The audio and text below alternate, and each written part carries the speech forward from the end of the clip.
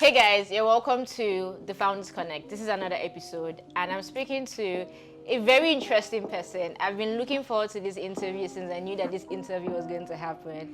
I'm very intrigued by the personality and also by the amount of businesses that this person is actually handling. So let's meet the person I'm talking about, and we have Ebun, co-founder of Bento Africa, FitnessCentral, Ezwash. I think there are like two more, but what are the other ones? Let's just leave it. Let's just leave it. Okay, so we go with Bento, Ezwash, and FitnessCentral. Yeah. Nice. Thank you so much for being here. It's my pleasure. Thanks for having me. Okay, so let's get right into the video. Welcome to my YouTube channel. I am Itimi, a change maker, professional, and creative who is passionate about growing people and growing businesses. Like, comment, subscribe to my channel, and please always share my videos. It promises to always be impactful and insightful. So, who is Ebun? Aside being a co-founder, who are you? That's a complex. Yeah, and a big question. That's a complex question. It's so funny. I was out to dinner last night and I was talking to another co-founder, and I think we were talking about happiness, and he said, I think we said something along the lines of, what would make you happy? And I think I said to him, maybe we should take it one step back. Like, do you even want to be happy? Okay. You know, because if you answer that question, then you can now go into the next question about what would make me happy. So the notion of who am I,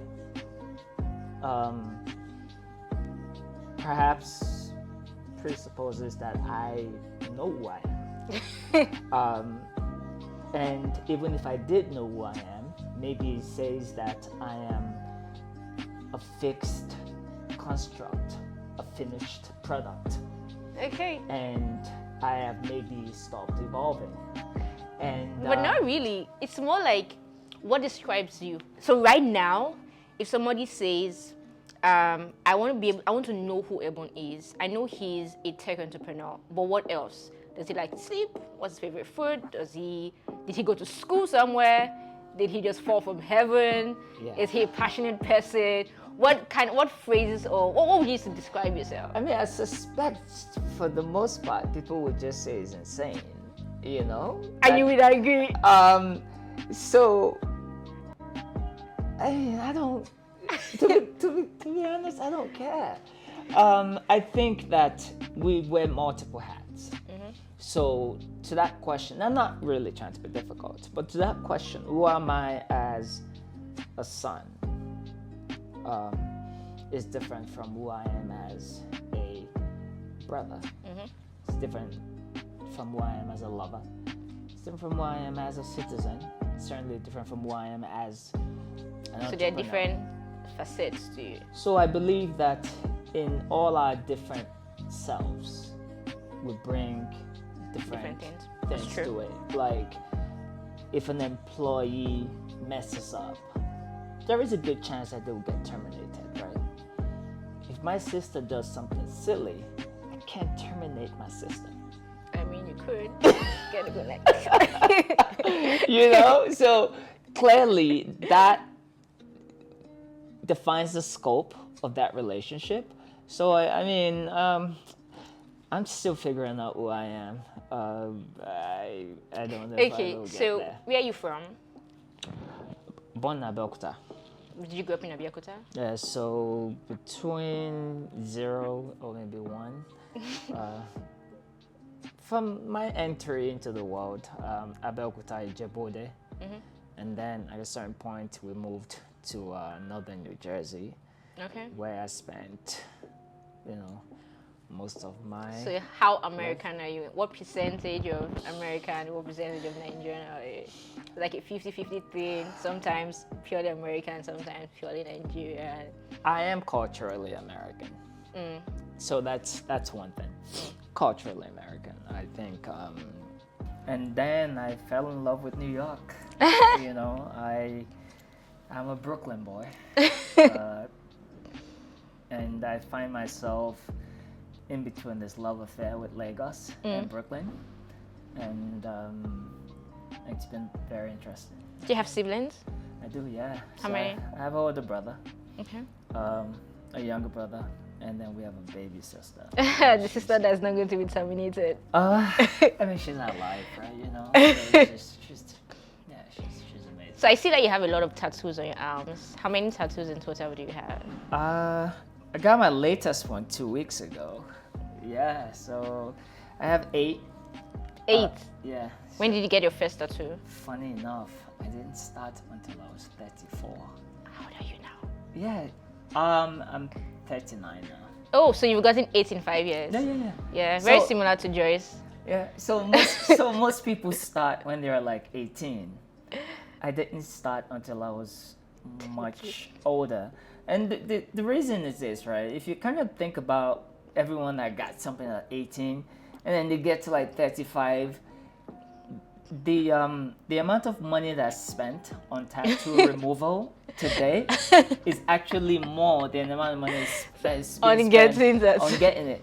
So I wanted to be so certain Yeah. that these were things that, one, I would not regret having, and two, it would be in places where I would not get fat. so like, and then just it's a form of expression. And, gives Nice. you I a got little mine edge. at 25, just about 6 weeks ago. Okay. First one, and I got 3 same day. You got 3 on Yeah, the same I was supposed to day. get just this one, and I was like, oh, it's not that painful. You know, let's get on one leg, and it's like this. So the leg ones are just, I mean, I think I saw somewhere that said if you can get a leg tattoo, you don't mess with that person. That person. Yeah, cause like when I was like, now I get what they say that it's painful. It The was, last it one. was So the last one I got interesting. was down here, and You felt it. like literally maybe 2 minutes into it, I was about to tell the guy like, you know, dude, I made a mistake. Same thing. He was like, oh no, but you started already, and you have to continue. It was crazy. Yeah. So, but yeah, I got 8. Also, so how do you manage to run 3 businesses that are leading in their industries? So Bento is one of the most known or foremost HRO tech companies Yeah, we're the best. in Nigeria, right? I mean, and then there's FitnessCentral, dominating the fitness industry, and there's Ezwash. I don't know any other competitor that is as popular as Ezwash, right? Like, what's the magic? Tech. So I think that when we first came into the space, so when I look at Ezwash, you always have scaling. So it's Ezwash, not Ezwash, right? Easy, okay. It's like Jay-Z, Jay-Z. So when we first came in the space, it was about, okay, how do we scale? Now, what are we going to look like at 50 locations? And what are we going to look like at 100 locations? And it was very clear that data was going to be important and technology was going to be important.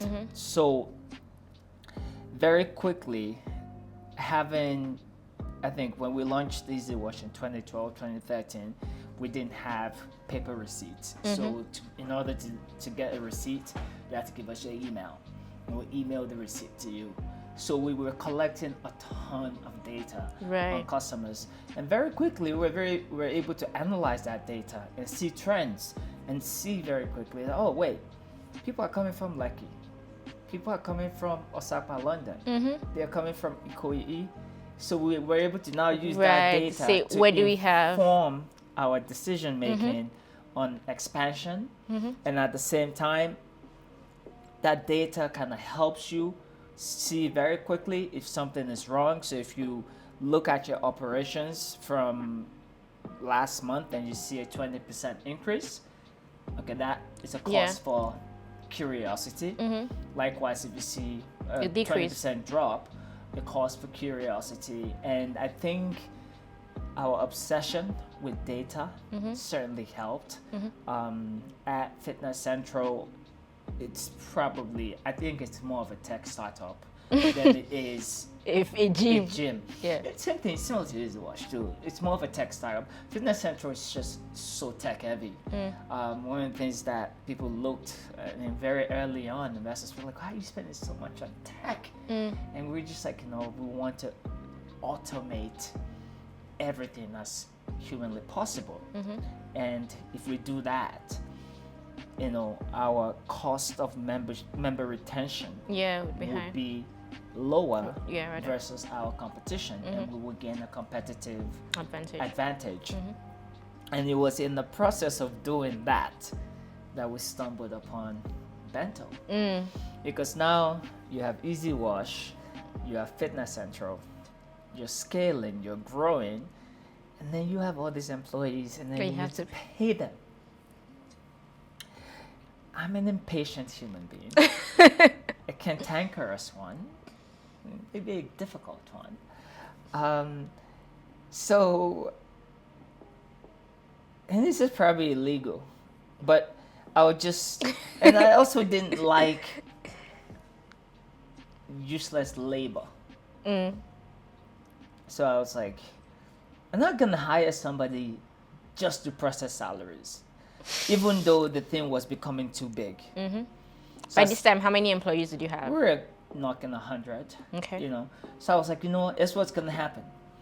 If you behave well, I'm the one that's doing the wire transfers. The 10 best behaved people, I'll do yours on the 24th. You're joking. On the 25th, the next cohort. And I was just like, I'm not doing more than 10 a day, But then you kind of look at this and you're asking yourself, but wait, hold on. This is silly. Why can't I just push a button? And everything just goes. And be done with this. And that's the interesting thing, because it was a simple problem that we thought was simple. And it turns out that it may be the most complex, the most vacant, the most just interesting thing that we've ever stumbled upon. And to put that in context, if you have a Samsung Galaxy, it's powered by Android. If you are an Apple nut like me, it's powered by iOS. Life is powered by salaries. It is the ultimate app store that everything else is built upon. It's what your rent is built upon. It's what your mortgage is built upon. Feeding. It's what your food is built upon. It's what everything else is built upon. And for most people, every month you get a single credit, or maybe a double credit if you get paid twice a month, and you get multiple debits. Just goes. Those credits, that's your income. The debit is your life. And if we were to linger at that juncture just a little bit longer and look for the signals and just see, what can this tell us? Can we go just beyond processing? Because there is something interesting happening there. We found a problem that I think we're going to be solving for a very, very, very long time. And is that where features like the loan scheme, school fees, insurance partnership that happened recently come from? Yeah, so it was just really looking at that and just saying, okay, on two levels, right? You have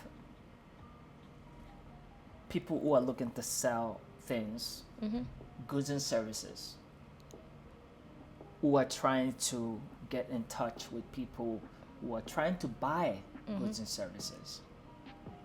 Now, the structure of our economy today calls for us oftentimes to have to kind of pay everything out, right? Capitalism does not necessarily work best that way. It is powered by consumer spending. consumer spending is powered by consumer debt. As a society, we seem to have a negative bias towards debt, but we don't think that that's particularly the case, or that should be the true. case. There is under leverage, there is the right amount of leverage, Right. and there is over leverage. We think if you are over leveraged, that's a bad thing. If you have the right amount of leverage, that opens up possibilities.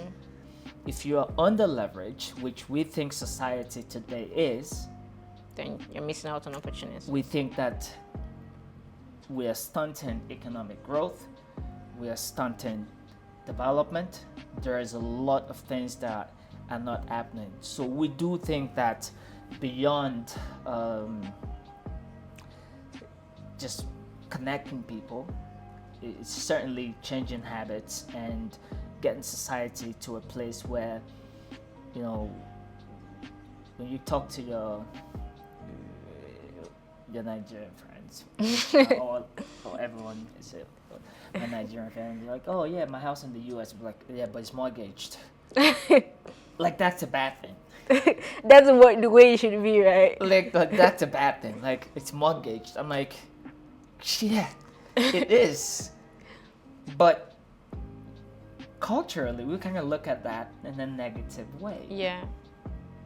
When you buy a car and you're still making car payments, people tend to look at that and think it's negative. But come on, we're talking about the time value of money, opportunity cost. There's so many things. So that's where Bento is looking to play. Basically, so here we have your salaries, right? Your company's paying via their payroll via this platform, but then we're going to top it off for you so that you, being the receiver of the money, have more opportunities to spend your money and just like better buying power. If you make $50,000 in America, or if you make £50,000 in In UK. you're exposed to maybe 200,000 in spending power every year. Your salary has this really compounding power Value. In Nigeria, if you make 2 million a year, you can only spend 2 million a year. So we certainly believe that it's not just sufficient for us to make it simple for employers to click a button, pay pensions, pay taxes, pay health insurance, and do all of that, which we do very well in a way that I think is beautiful, and dare I say, beautiful. But we also think that lingering at that juncture made us not stay at software as a service, which has been good and bad, because there are people that we've spoken to who are like, the utility of Bento simply as just allowing people to pay salaries. If you know the headache that you guys have just solved, just stop there and charge for that. You will be fine. Why are you going to this next level that's super complicated? And I'm just like, you know what, I want to hear that, because the next level is probably where the magic is. Interesting. So you said something that at EasyWash or FitnessCentral before Bento started, that you used to pay salaries 10 people per day. Yeah, I was just being So I'm curious to what your relationship with your employees are like. I mean, you said it like maybe 2 or 3 times now, that you can be a very difficult person. I am a very difficult person. Does that show beyond your personal relationship with people, or how do you manage that in a business setting where you actually have employees? Are you friends with your employees, or are you that? See, Ebun's the scary person in this company. Nobody goes to the CEO's office. So one, we don't have offices. Okay. So that's key. 2, I generally, so I am becoming a better leader as the more Well, what was it like in the early days before you became or started becoming a better I was leader? trying to figure it out what leadership was, right? Because I didn't know what that was. I didn't know what my responsibility was to my team or anything like that. I just wanted to build something. But then you realize you can't build by yourself. You have to build. You have to be able to motivate and encourage and inspire and do all of these things. And there was no real book. The books out there, I'm like, it's just nonsense. Or fluff. You know, so funny enough, true story, at Bento, one of our very early employees, senior employees, we let him go. We wanted more. And he just had a kid 2 months ago. And they named this kid Ebun. And you let him go? I Was mean, that way before? Oh, okay. Way before. Okay. So the relationship you have with your team is a complex one. You have to understand that we are a team, not a family. So we do have a mandate to get the work done. I am not your friend. I am not your brother. This is not a family. No, it's not. But that said, do I go out of my way to be cruel? Do I go out of my way to be impossible? No. I mean, I sit down and drink beer with the guys all the time. We have a good time. We have a good culture. But fundamentally, we do understand that what we are there to do is to serve our users. That's the key. paramount. Everything else is but my team. So, still on this conversation about just you as a person, a bit of a controversial conversation. Yeah. I can't remember whether it was last year or was it 2 years ago. But you know what I'm talking about. My video. Yeah, your video. It My video cost me a lot of money. like how much? A lot. I mean, I have investors that won't touch me because of that. You know, they Google my name, that thing comes up, and they just look and they say, "Kid is nuts," you know. And in so many ways, while the context of that particular incident, I won't go into it because I don't think it's relevant. I do wish that video didn't happen. When you say you wish it didn't happen, are you saying that you wish the video didn't happen or the incident did not happen?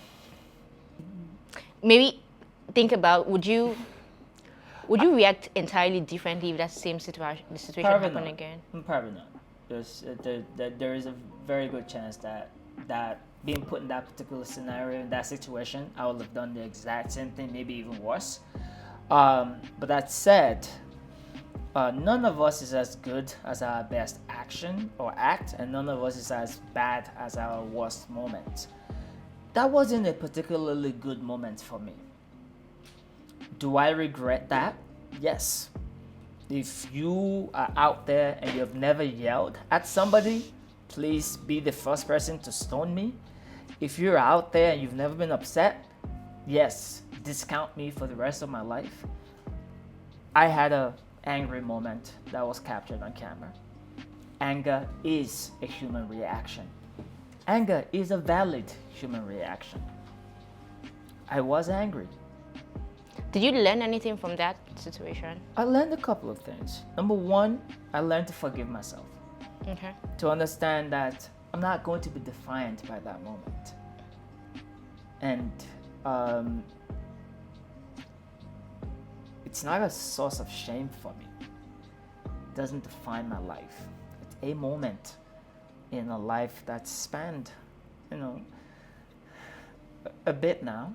And so not necessarily concerned about that. And the other thing I learned from that is just that the world has changed for good and for the worst, right? Where we can put something out there. We can destroy a life. We can make a life. It has made me, this might be controversial. It has made me a bit slow in my response to accusations. I don't jump on every Me Too accusation. I linger a bit longer because I think that there's this mob mentality that's been unleashed. And I come from a world where long form is how I interpret the world, and this 140 character world where we quickly make decisions on short form content, and we use that to kind of extrapolate and reach conclusions, doesn't quite work for me in particular. So I'm not on Twitter, I'm not on Facebook, I'm not on Instagram or TikTok or anything like that. That particular incident, watching me trend #1, me, was just like, #1, society. I say disrespectfully, read a book, do something else, get busy. Okay, so my next question, and maybe the last. You and Chidozie have done all the businesses together. Yeah. For how long have you guys worked together? 8 years. How have you managed to have this amazing co-founder relationship that has blossomed from one business to another business to another business in this? We're brothers, We met in Lagos. We met at a gym. I was complaining about the water, and then there comes this pompous, arrogant English guy, and I didn't like him because we were at the gym, we never spoke, and then one day him and I were just in the locker room, and I was like, "This water sucks, man," and he was like, "Yeah, I know," and that was the beginning of a relationship that is most likely going to define the rest of my professional life. A brotherhood that certainly I believe will last beyond our working relationship, and the best gift that Lagos has Ever gave you? has ever given me is and the thing is, we're different. We don't hang out socially. His friends are not my friends. I don't like them. My friends are not his friends. But him and I can just kind of sit in the room, shout, scream, yell. At the end of the day, there's this mutual respect, mutual passion for just doing cool stuff. Amazing. I mean, thank you for sharing your journey. Just having an idea of how the businesses have evolved. And I'm particularly excited to see what Bento becomes. I'm super intrigued with the business. Sure. I've used EasyWash since maybe since I moved to Lagos, actually. So that's like since 2017. Until I got a washing machine in the house. I've never been to FitnessCentral because I don't gym. Yeah, right. But I have friends that go. But I have interfaced with Bento on the consumer end, and I'm like, this is interesting. And so I see the updates, insurance. I'm like, oh, okay, this is good. But now that I have a better understanding of what the vision is like, and I'm like, okay, this is. I want to see where it goes. I am totally excited to see where it goes. So do I. If I don't make another viral video. But yeah, you can't promise because you said that you probably do the same thing again. So. So I mean, I've grown up, right? So I've known not to put myself in certain situations anymore. But like I said, we're all gonna make mistakes. But to Bento and what's possible, we're launching in Ghana next week, launching in Rwanda. Tim is now at 50. You know, it's interesting, and I'm excited. Amazing. Yeah. So my final question is, just the last 8 years of entrepreneurship, what is your one biggest lesson that somebody watching can learn from? Don't do it for money. Yeah. And that's been your shortest answer so far. Yeah. Just whatever you do, if you're gonna go into something so painful, it's a lonely journey.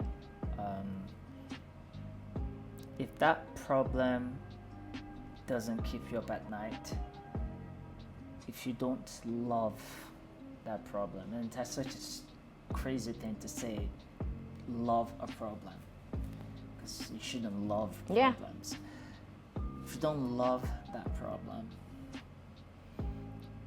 don't do it. Don't do it for the money, guys.